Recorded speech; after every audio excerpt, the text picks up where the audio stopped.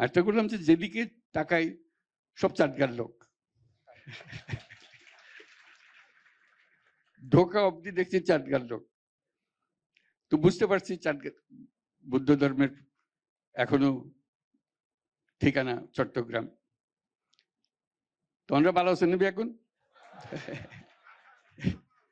আর বারবার কই দিত কেন সারিয়ে হতা হই,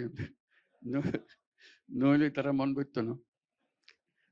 তো খুব খুশি হলাম অনারাল্লাহ দেখো ভবিষ্যতে জানি একখান সুন্দর জিনিস হয়, ওনারা যে কোনো সময় পোয়াশা লইয়া আইতে পারিবেন, দেখতে পারিবেন, বন্ধু বান্ধবরা লইয়া আইতে পারিবেন, এই নিলে একখান জায়গা হয় পান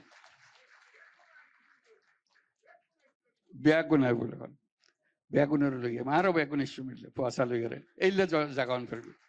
আর মিলন মেলার কথা কই, মিলন মেলা তো এনে হতে দিলই তো না, এন জিনিস গরম করতে টানিয়ে আনন ভরিবে বেগুনের পোয়াশা লইয়া যেন টানিয়াই। তো খুব খুশি হলাম আজ বেগুনের দেখা হয়ে গেল কই।